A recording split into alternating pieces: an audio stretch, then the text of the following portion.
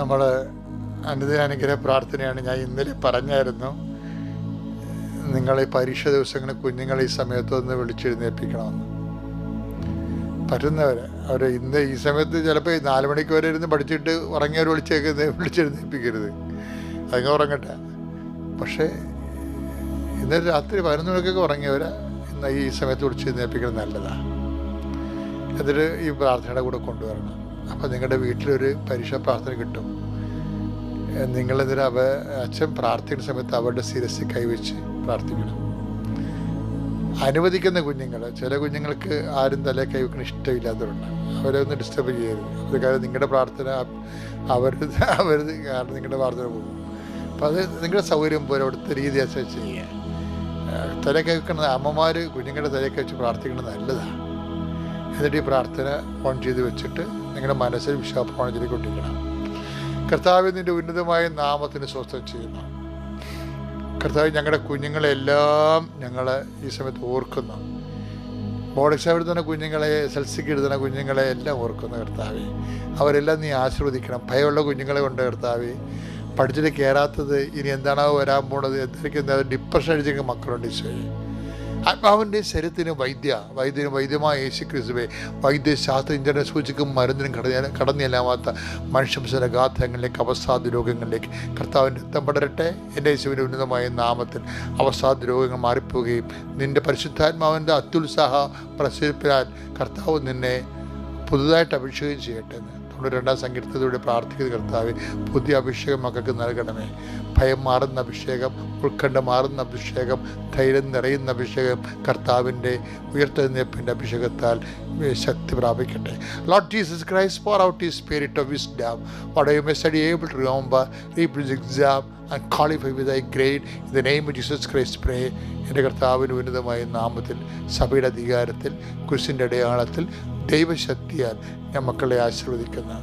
പഠിക്കുന്ന നിങ്ങളുടെ പുസ്തകങ്ങളെ ആശീർവദിക്കുന്നു. നിങ്ങൾക്ക് ഇന്ന് കിട്ടാൻ പോകുന്ന ക്വസ്റ്റ്യൻസിനെ ആശീർവദിക്കുന്നു. നിങ്ങൾ എഴുതുന്ന ആൻസർ ബുക്കിനെ ആശീർവദിക്കുന്നു. കർത്താവിൻ്റെ കരുണ നിങ്ങളെ ആവശ്യിക്കട്ടെ. നിങ്ങളുടെ പെൻസില്, സ്റ്റഡി യുട്ടൻഷ്യൽസ് എന്ന് പറയുന്ന പഠന ഉപകരണങ്ങൾ എല്ലാം ഞാൻ ആശീർവദിക്കുന്നു. കർത്താവിൻ്റെ വിശുദ്ധമായ കരങ്ങൾ നിങ്ങളുടെ ഓരോ പേജുകളെ ആശീർവദിക്കട്ടെ. കർത്താവ് ക്വസ്റ്റ്യൻ തുറക്കുമ്പോൾ തന്നെ കർത്താവെ, നീ മക്കളുടെ ഓർമ്മശക്തിയെ നീ അഭിഷേകം ചെയ്യണം. ആ ഓർമ്മശക്തിയാൽ പെട്ടെന്ന് അവർക്ക് ആൻസർ മനസ്സിലാക്കാനും ആവശ്യമായത് മാത്രം എഴുതാനും ആവശ്യമില്ലാത്ത എഴുതി സമയം കളയാതിരിക്കാനും കർത്താവ് കുഞ്ഞുങ്ങൾക്ക് പ്രത്യേക അഭിഷേകം നൽകണം. എൻ്റെ കർത്താവിനുമായ നാമത്തിൽ സഭയുടെ അപ്പച്ചന്മാരെ ആശീർവദിക്കുന്നു.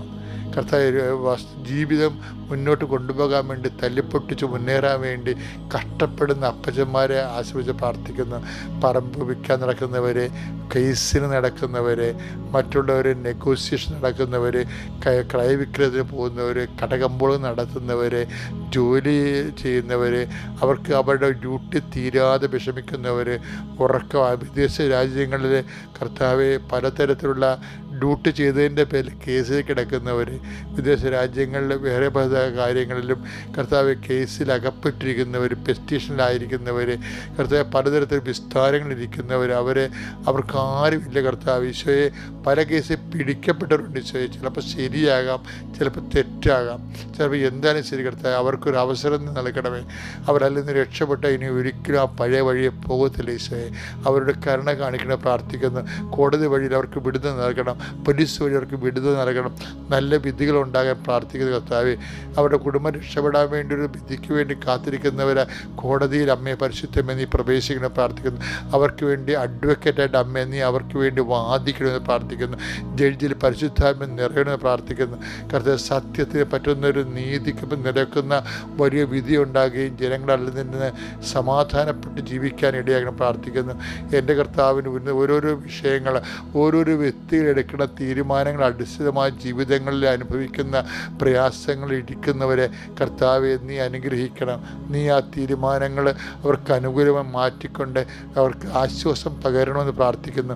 എൻ്റെ കർത്താവിൻ്റെ ഉന്നതമായ നാമത്തെ സഭയുടെ അധികാരത്തിൽ കുരിശിൻ്റെ അടയാളത്തിൽ നിൻ്റെ പുസ്തകങ്ങൾ, നിൻ്റെ പേനകൾ, നിൻ്റെ ഹോൾ ടിക്കറ്റുകൾ, നിൻ്റെ ആൻസർ ബുക്കുകൾ എല്ലാം കർത്താവ് വീണ്ടും വീണ്ടും ആശീർവദിക്കുകയും നിൻ്റെ ഇടനെഞ്ചിലുണ്ടാകുന്ന ഉൾഭീതികൾ കർത്താവ് ഉടച്ചു മാറ്റുകയും നിൻ്റെ കർത്താവ് സന്തോഷത്താൽ സന്തോഷഭരിതമാക്കുകയും ചെയ്യട്ടെ.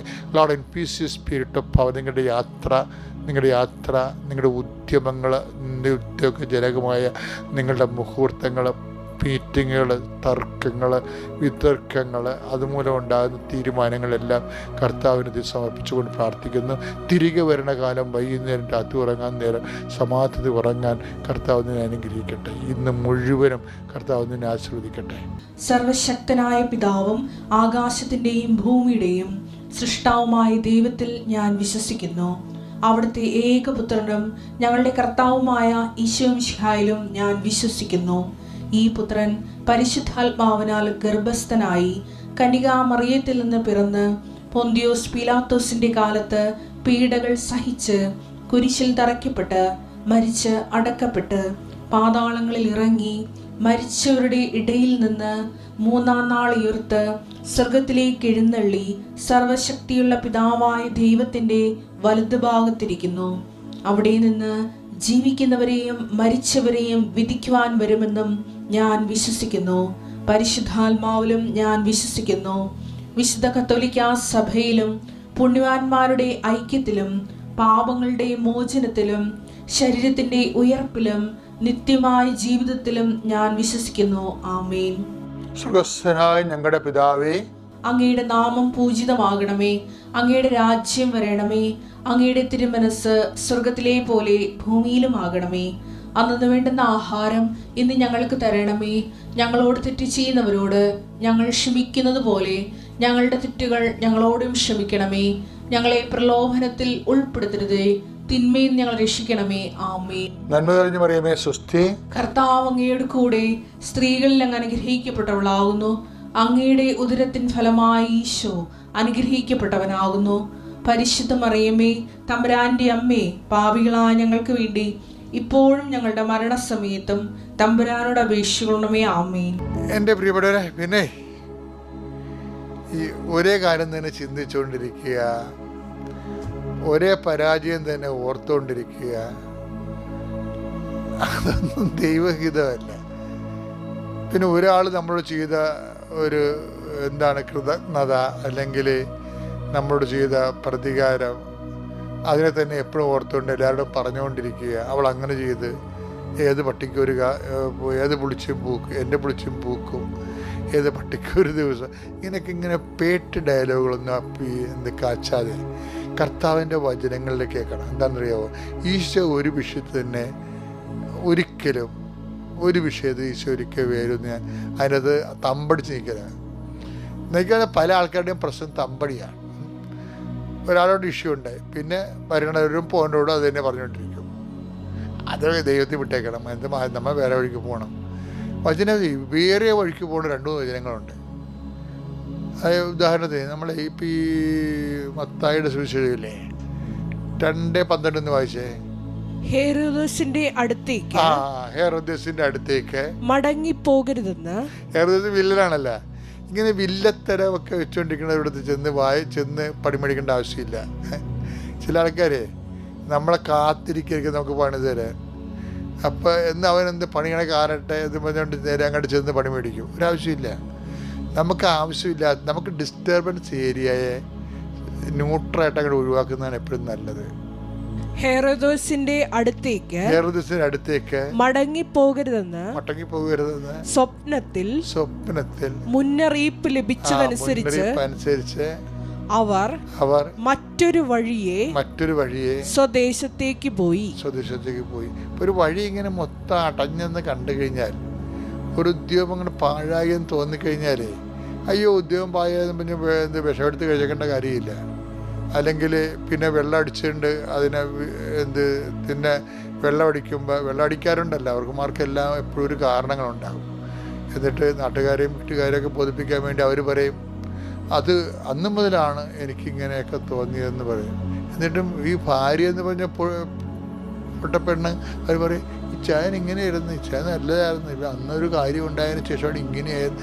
ഒരു കഥയില്ല. അവളെ സപ്പോർട്ട് ചെയ്യണം. ശരിക്കും പറഞ്ഞാൽ അതിൻ്റെയൊക്കെ ഒരു കഥയുമില്ല. നമ്മൾ ആ വിഷയം വിട്ടേക്കാം. ഈശോ പറയും ആ വിട്ട് ഹെറോദേസിൻ്റെ വിഷയം വിട്ട് അവർ മറ്റേ വഴിക്ക് പോയത്, അവർ വേറെ വഴിക്ക് പോയി. അത് തന്നെ ഈ നിങ്ങളെ മത്സിപ്പിക്കുകയും നിരാശപ്പെടുത്തുകയും സങ്കടപ്പെടുത്തുകയും ചെയ്യുന്ന വ്യക്തികൾ അതൊക്കെ വിട്ടേരെന്ന് പറയത്തില്ല. അതാണ് ഇപ്പോൾ ഈശോ പറയുന്നത്. അതായത് ഈ ലൂക്കായുടെ സുവിശേഷത്തിൽ ഈ 9:56 ഇതുപോലെ ഒരു സൂചന ഉണ്ട്. സമരക്കാരോട് കെട്ടുവെച്ചാൽ യോഹന്നാനും യാക്കോബും മറ്റു പാർട്ടിയല്ല. ഇവർ തന്നെ അവരുടെ പേര് തന്നെ ബൊനാർഗസ് എന്നാ. ഇടിമുഴക്കം എവിടെ ചെന്നാലും ഇടിവിട്ട് പരിപാടിയായിരിക്കും. അപ്പം യോഹന്നാനൊക്കെ അവസാനമാണ് മെച്ചമായത്. കർത്താവിൻ്റെ കറക്റ്റ് അവസാനത്തെ പ്രാർത്ഥനയില്ലേ, അതിലൂടെയാണ് യോഹന്നാൻ രക്ഷപ്പെട്ടത്. അവർ സത്യത്തെ വിശുദ്ധീകരിക്കാൻ ഇന്നലെ ഞാൻ പറഞ്ഞില്ലേ, അവർ സത്യത്തെ വിശുദ്ധീകരിക്കുക യോഹന്നാനൊക്കെ ഉദ്ദേശിച്ചാണ്. സത്യത്തെ വിശുദ്ധീകരിക്കാഞ്ഞൊരു കാര്യം അവർക്കുണ്ടായിരുന്നു. അവർ സമരക്കാരുമായിട്ട് പറഞ്ഞില്ലേ, ഞങ്ങൾ ഇടുത്തി വീണ് അവർ നശിപ്പിക്കാൻ ഞങ്ങൾ കൽപ്പിക്കട്ടത്. സത്യത്തെ വചനം വിശുദ്ധീകരിക്കപ്പെടാത്തൊരു കാലമായിരുന്നു അവരുടെ. അതുകൊണ്ടാണ് ഈശോ അങ്ങനെയൊക്കെ പ്രാർത്ഥിച്ചത്. അവർ സത്യത്തെ വിശുദ്ധീകരിക്കപ്പെടാൻ വേണ്ടി അവർക്ക് വേണ്ടി ഞാൻ എന്നെ തന്നെ വിശുദ്ധീകരിക്കുന്നു, അങ്ങനെ വചനമാണല്ലോ സത്യം എന്നൊക്കെ പറഞ്ഞിട്ട്. അതെന്ത് രസമാണെന്ന് ആ പ്രാർത്ഥന കേൾക്കുമ്പോൾ.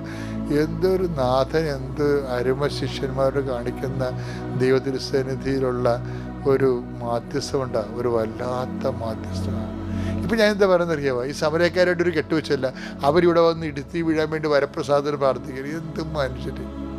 കുരിശ് എടുത്തവൻ്റെ കൂടെ വരാൻ പറഞ്ഞൊക്കെ അവർ മറന്നുപോയി. അപ്പോൾ അതൊക്കെ അപ്പോൾ വീണ്ടും അത് ഞാൻ നിങ്ങളോട് പറഞ്ഞില്ലേ, എന്നെ അനുഗമിക്കാൻ ആഗ്രഹിക്കുന്ന ഞാൻ കുരിശെടുക്കണം, കൂടെ വരണം എന്നൊക്കെ. ഇപ്പം അതൊക്കെ മറന്നിട്ടാണ് ഇപ്പം നിങ്ങൾ ഇടുത്തി വീഴാൻ വേണ്ടി പ്രാർത്ഥിക്കുന്നത്. അങ്ങനെയുള്ള ഡയലോഗ് ഹീസ് നോട്ട് റെഡി. കർത്താവ് റെഡിയല്ല. കർത്താവ് ആ വിഷയം എടുക്കണില്ല. അവർ വേറെ വഴിക്ക് പോയെന്ന് വചനം വായിച്ചത് 9:56. അവർ മറ്റൊരു ഗ്രാമത്തിലേക്ക് പോയി. യാക്കോബിനെയും യോഹന്നാനെയും വിളിച്ചോണ്ടേ സമരക്കാരത്ത് നേരിട്ട് ചെന്ന് കാര്യം വിശേഷം തിരക്കാരല്ല പോയത്. അവർ മറ്റൊരു ഗ്രാമത്തിലേക്ക് ന്യൂട്രലായിട്ട് സ്കൂട്ടായി. എന്താ പറയുക, അതാണ് അങ്ങനെ ഒരു വിഷയം. അപ്പോൾ നമുക്കൊരു പണി, ഒരു ഇഷ്യൂ ഉണ്ടായിക്കഴിഞ്ഞാൽ നിങ്ങളെ തലയിൽ കയറ്റാതെ അടുത്ത നമ്മുടെ വഴി നോക്കി നമ്മുടെ വഴി നോക്കി നമ്മൾ പോയേക്കണം, ഒഴിവാക്കി കളഞ്ഞേക്കണം. അതാണ് അതായത് ഒരു സ്ഥലത്ത് നിങ്ങൾ പീഡിപ്പിക്കപ്പെട്ടാൽ യുദ്ധയാലുള്ളൊരു മലപ്രദേശത്ത് പോട്ടത് മതി, മലമുകളിലേക്ക് പോട്ടത് മതി, ദൈവത്തിലേക്ക് പോട്ടുന്നതിൻ്റെ അർത്ഥം ഈ മറ്റൊരു വഴി എപ്പോഴും ചെന്ന് എത്ര ദൈവത്തിലായിരിക്കണം കേട്ടോ. Thank you. ഇത് മാത്രം, അതായത് സിമ്പിൾ ഉടമ്പടിയിലുള്ള സിമ്പിൾ എക്സ്പ്രഷൻസ് ഓഫ് ഫെയ്ത്ത്, ലളിതമായ ചില വിശ്വാസാവിഷ്കാരങ്ങൾ നമ്മുടെ ഒരു വിഷയത്തിലേക്ക്, ഉടമ്പടിയുടെ ഒരു വിഷയത്തിലേക്ക് ദൈവത്തെ കക്ഷി ചേർക്കുന്നതിന്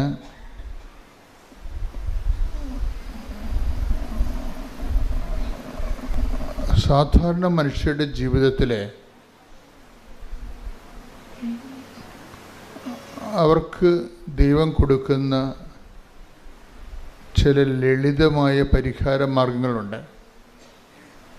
ഞാൻ ഈ ദിവസങ്ങളിൽ കേട്ടൊരു സാക്ഷ്യത്തിൽ നിന്നാണ് എനിക്കത് മനസ്സിലായത് കൂടുതൽ. അതായത് ഈ ദിവസങ്ങളിലെ സാക്ഷ്യങ്ങൾ ലളിതമായ സാക്ഷ്യമാണ്. നിങ്ങൾക്ക് ചിലർക്ക് അതത്ര വലിയ സാക്ഷ്യമാണെന്ന് തോന്നത്തില്ല, പക്ഷെ വലിയ സാക്ഷ്യമാണത് കേൾക്കുമ്പോൾ. അതായത് ഒരു വ്യക്തിക്ക് അറബി രാജ്യത്ത് ജോലി നഷ്ടപ്പെടുന്നതാണ്. ഇപ്പോൾ ജോലി നഷ്ടപ്പെട്ട് കഴിഞ്ഞാൽ നിങ്ങൾക്കറിയാമല്ലോ, ഭൗതികമായി നമ്മളെല്ലാം ആശ്രയിച്ചിരിക്കുന്നത് ജോലിയിലാണ്. വരുമാന മാർഗം തീർന്നാൽ അതിൻ്റെ ഒപ്പം പല കാര്യങ്ങളും തീരും. അപ്പോൾ അത്ര നിസ്സാരമല്ല ജോലി എന്ന് പറയണത്. ഉടമ്പടിയിൽ ജോലി ഒരു പ്രധാനപ്പെട്ട സബ്ജക്റ്റാണ്. മനുഷ്യൻ്റെ എല്ലാ വിഷയങ്ങളും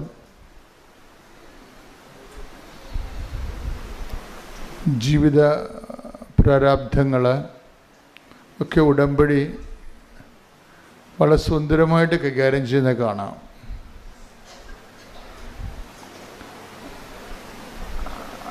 അതിൽ ലളിതമായ ചില പരിഹാര മാർഗങ്ങൾ ചില സാധാരണ മനുഷ്യരിൽ നിന്നുണ്ടാകുമ്പോൾ അതിൻ്റെ സ്ക്രിപ്ചറൽ സ്പേസ് സുവിശേഷവിഹിതമായി അതിൻ്റെ സ്ഥാനം എവിടെയാണ് എന്ന് പരിശോധിച്ചിട്ട് നിങ്ങൾക്ക് കൂടി അവർക്ക് മാത്രമല്ല അവർ നേടിയെടുത്ത അതേ അനുഗ്രഹം നിങ്ങൾക്ക് നേടിയെടുക്കാൻ വേണ്ടി ആണ് ഞാനത് സാക്ഷ്യത്തെ ജനറലൈസ് ചെയ്യുന്നത്. ചില പെർട്ടിക്കുലർ കാര്യങ്ങളായിരിക്കും നടന്നത്, വളരെ സ്വകാര്യവും ഒറ്റപ്പെട്ടതുമായിട്ടുള്ള കാര്യങ്ങൾ. പക്ഷെ ഞാനത് സാക്ഷ്യത്തിൽ അത് വിശദീകരിക്കുമ്പോൾ എന്താണ് ഞാൻ ചെയ്യുന്നത്? ഞാനതിനെ ജനറലൈസ് ചെയ്തിട്ട് മറ്റുള്ളവരെ കൂടി ആപ്ലിക്കേറ്റ് ചെയ്യാൻ പറ്റുന്ന രീതിയിൽ ഞാനതിനെ ഒരു സയൻറ്റിഫിക് രീതിയിൽ അറേഞ്ച് ചെയ്ത് തരും നിങ്ങൾക്ക്. അവരിങ്ങനെ ചെയ്തപ്പോഴാണ് രക്ഷപ്പെട്ടത്. അത് കഥകൾ. അവരിങ്ങനെ ചെയ്തപ്പോഴാണ് രക്ഷപ്പെട്ടത്. നിങ്ങളും ആ ഒരു മാർഗം നോക്കിയാൽ നല്ലതായിരിക്കും. ചിലവർ രക്ഷപ്പെടാൻ സാധ്യതയുണ്ട്. എന്തുകൊണ്ട് നിങ്ങൾ ആ വഴി നോക്കിയാൽ രക്ഷപ്പെടും? അതിൻ്റെ ബുദ്ധിപരമായ കൺകറൻസ്, ഇൻ്റലക്ച്വൽ കൺകറൻസ് എന്ന് പറയും. ബുദ്ധിപരമായിട്ടുള്ള യുക്തി എവിടെയാണ് അത് ഞാൻ സാക്ഷ്യത്തിൽ പറയും. അപ്പോൾ കുറച്ച് എഡ്യൂക്കേറ്റഡ് ആയിട്ടുള്ള ഓഡിയൻസിനെ ഇപ്പം അച്ഛൻ പറഞ്ഞത് ശരിയാണ് എന്നവർക്ക് പറയും. കാര്യം അവർ യുക്തി കൊണ്ടാണ് ചില കാര്യങ്ങൾ ചെയ്യണത്. കുറച്ച് എഡ്യൂക്കേഷൻ കൂടി കഴിയുമ്പോൾ പിന്നെ നമ്മൾ റീസണും ഭയങ്കര വില്ലനായിട്ട് വർക്ക് ചെയ്യും. എഡ്യൂക്കേഷന് അങ്ങനെ ഗുണമുണ്ട് ദോഷമുണ്ട്. എഡ്യൂക്കേഷൻ ലെവൽ കൂടിക്കഴിഞ്ഞാൽ റീസൺ, ബുദ്ധി ഒരു വില്ലനായിട്ട് വർക്ക് ചെയ്യും. എന്തിൻ്റെ? വിശ്വാസത്തിൻ്റെ വില്ലനായിട്ട് വരും. ഇപ്പോൾ എല്ലാ സിനിമയിലും എല്ലാ കഥകളിലും ഒരു ഹീറോയും ഉണ്ടാവും, ഒരു വില്ലനും ഉണ്ടാവും. അപ്പോൾ ഹീറോ ആയിട്ട് വരണത് പലപ്പോഴും വിശ്വാസമായിരിക്കും. അതിൻ്റെ വില്ലനായിട്ട് വരണത് ആരായിരിക്കും? യുക്തിയായിരിക്കും. ഇനി യുക്തിയെ നമ്മളെങ്ങനെയായിട്ട് മലത്തിയടിക്കണം എന്നുള്ളതാണ് പിന്നീട് അടുത്ത പ്രോസസ്സിലൂടെ പറയണത്. കാര്യം ഇവർ രണ്ടുപേരും കൂടി ഒരുമിച്ച് പോവുക ചില സമയത്ത് സാഹചര്യം ഒക്കത്തില്ല. സാധാരണഗതിയിൽ ഇവർ തമ്മിൽ സഹസഞ്ചാരമാണ്, യുക്തിയും വിശ്വാസവും ഒരുമിച്ചാണ് പോണത്. പക്ഷെ ചില മേഖലയിൽ വന്നു കഴിഞ്ഞാൽ യുക്തി വർക്കൗട്ട് ചെയ്യത്തില്ല. എന്താ കാര്യം? അവിടെ വിശ്വാസത്തിൽ അധിഷ്ഠിതമായ സ്നേഹം മാത്രമേ വർക്കൗട്ട് ചെയ്യത്തുള്ളൂ. അവിടെ യുക്തി വർക്കൗട്ട് ചെയ്യത്തില്ല. യുക്തി വർക്കൗട്ട് ചെയ്ത് കഴിഞ്ഞാൽ ഇറ്റ് ഈസ് കോമൺ എന്ന് എൻ്റെ അർത്ഥം. യുക്തി ഉപയോഗിച്ച് കഴിഞ്ഞാൽ വിശ്വാസമില്ലാത്തവർക്ക് യുക്തി കൊണ്ട് ജീവിക്കാൻ പറ്റും. വിശ്വാസമില്ലാത്തവർക്ക് യുക്തി കൊണ്ട് ചിലർക്ക് ജീവിക്കാൻ പറ്റും ചില കാര്യങ്ങൾക്ക്. പക്ഷെ യുക്തി മാത്രമുള്ളവർക്ക് വിശ്വാസം കൊണ്ട് ജീവിക്കാൻ പറ്റത്തില്ല. ഇതാണ് വിഷയം. യുക്തി മാത്രം ഉപയോഗിക്കുന്നവർക്ക് വിശ്വാസം കൊണ്ട് ജീവിക്കാൻ പറ്റത്തില്ല. കാര്യം എന്താണ്? ചില വിഷയങ്ങൾ യുക്തിയാതീതമാണ്. ഇപ്പോൾ ഇവിടെ പറയുന്ന ഒരു സാക്ഷ്യത്തിലൊരു മായയുണ്ട്, ഒരു സുശീലയുണ്ട്. നാട്ടുകാരാണ്, ചേർത്തലക്കാരാണ് ഇവർ. അപ്പോൾ സുശീലയുടെ മകളാണ് ഈ മായയെ ഒരു അവളുടെ ഏജൻസി പറ്റിച്ചു എന്നാണ് പ്രശ്നം. ഈ കേസ് സ്റ്റഡി പോണത് ഇങ്ങനെയാണ്, ആ സാക്ഷ്യം പോണത് ഇങ്ങനെയാണ്. മായയെ ഏജൻസി 5 ലക്ഷം രൂപ വാങ്ങിച്ച് ഇവർ ഗൾഫിൽ ജോലി കൊടുക്കാമെന്ന് പറഞ്ഞു. പക്ഷേ കഫീലിന് അവിടെയുള്ള വിസ നമുക്ക് തരുന്ന ആളിന് ഏജൻസി പൈസ കൊടുത്തില്ല. ആ പൈസയും കൊണ്ട് ഏജൻസി മുങ്ങി. ഇപ്പോഴേ കഫീലിൻ്റെ പേരിലാണ് ഇവിടെ വിസ നിൽക്കണത്. അവരാണെങ്കിൽ അത് കാരണം എന്ത് പറ്റുമെന്ന്, ഇവരുടെ ജോലിയുടെ പകുതി ശമ്പളം കഫീലിന് പോവും. ഇവർ ജോലി ചെയ്യുന്നുണ്ട്, പക്ഷേ ശമ്പളം പകുതിയോളം ഈ വിസ തന്ന ആൾ, അവർക്ക് പൈസ കിട്ടിയില്ലല്ലോ, ഏജൻസിക്ക് പൈസ കിട്ടി, ഏജൻസി മുങ്ങിയല്ലോ. അപ്പോൾ ആ പൈസ അവർക്ക് കിട്ടാത്ത കാരണം ഇവരെ വെച്ചുകൊണ്ട് അവർ കാശുണ്ടാക്കുകയാണ്. പക്ഷേ ഇവർക്ക് രണ്ടുപേർക്കുള്ള കാശുകൾ നേരത്തെ കൊടുത്തിരുന്നു. അത് പക്ഷേ ഏജൻറ്റ് കഫീലിന് കൊടുത്തില്ല. അതാണ് പ്രശ്നം. വിസ ഡോണറിന് കൊടുത്തില്ല. ജീവിതം നരകതുല്യമായിപ്പോയി. എന്താ? ജോലിയേ ഇല്ല. ഉള്ള ജോലിയുടെ പകുതി ശമ്പളം കൊണ്ട് കഫീൽ പോകും. പിന്നെ ഇവർ തമ്മിൽ അവസാനം ഇത് പറഞ്ഞ തർക്കമായി, വഴക്കായി, സങ്കടമായി, നിലവിളിയായി. പണി ചെയ്തിട്ട് കാര്യമില്ല, നാട്ടിൽ പൈസ അയക്കാൻ പറ്റണില്ല, ചിലവിന് പൈസ തികയുന്നില്ല. അന്യരാജ്യങ്ങളിൽ പോയി വിഷമിക്കുന്നവർ എന്തുമാത്രമാണെന്നറിയോ? അവരെല്ലാവരും, നിങ്ങൾ ഓർക്കരുത്, നിങ്ങൾ അവർ അവിടെ പോകുമ്പോൾ എല്ലാം ഭംഗിയായിട്ട് അവർ സന്തോഷമായിട്ട് ജീവിക്കണമെന്ന്. അവരിതിനേക്കാൾ കഷ്ടപ്പെട്ട് അതായത് ഒരു 60% പേര് ഇവിടെ കേരളത്തിൽ ജീവിച്ചതിനേക്കാൾ മോശമായിട്ട് അവിടെ ജീവിക്കണ. അവിടെ ചെന്നാലേ അത് മനസ്സിലാകത്തുള്ളൂ. ഞാൻ കഴിഞ്ഞ ദിവസങ്ങളിലൊക്കെ ഷാർജയിൽ ധ്യാനം നടത്തിക്കൊണ്ടിരിക്കും. ഇപ്പം രാവിലെ മുതൽ ആൾക്കാർ എന്നെ കാണാൻ വേണ്ടി നിൽക്കും. 5 മണി വെളുപ്പിന് 5 മണിക്ക് തന്നെ ആൾക്കാർ വരും. ഞാൻ 2 മണി വരെ കാണും. അപ്പം ഞാൻ തളർന്നു പോകും. കാര്യം ധ്യാനമുണ്ട്. വൈകുന്നേരം 5 മണിക്ക് ധ്യാനം തുടങ്ങിയാൽ 10 മണിക്കാണ് തീരണത്. അപ്പം അതുകൊണ്ട് നമുക്ക് കുറച്ച് പ്രാർത്ഥിക്കണ്ടേ. അപ്പോൾ ഞാൻ 2 മണിയാകുമ്പോൾ ഒരു കണക്കിന് ഞാനത് അവസാനിപ്പിക്കും. അപ്പം അങ്ങനെ ആ മേഖലയിലെല്ലാം പറയുന്ന കാര്യങ്ങൾ എനിക്ക് പെട്ടെന്ന് മനസ്സിലാവും. അത് കാരണം നിങ്ങളങ്ങനെയുള്ള സങ്കടത്തിൽപ്പെട്ട് കിടക്കുന്ന എല്ലാവരെയും ഒന്ന് ഓർത്ത് ഒന്ന് ശക്തമായി ദൈവതിരുസന്നിധി ഏൽപ്പിച്ചുകൊണ്ട് സ്തുതിക്കട്ടെ. Hallelujah, hallelujah, hallelujah, hallelujah, hallelujah. മക്കളെ ആരാധനയോട് ചേർത്ത് ഞങ്ങൾ സമർപ്പിച്ച് പ്രാർത്ഥിക്കുന്നു. സഞ്ചാരി മാതാവ് സഞ്ചരിച്ചെത്തി മക്കളുടെ വിഷയങ്ങളിലെല്ലാം വേഗം ഇടപെട്ട് ഓടി വന്ന് ഈ അൾത്താരയിൽ സാക്ഷ്യം പറയുവാൻ മക്കൾക്ക് എല്ലാവർക്കും കൃപ നൽകണമേ. Hallelujah, hallelujah. മഹത്വം, മഹത്വം. സ്നേഹരാജാവേ എന്നെന്നും എന്നുള്ളിൽ വാഴാം. സ്നേഹത്തിൻ പൂ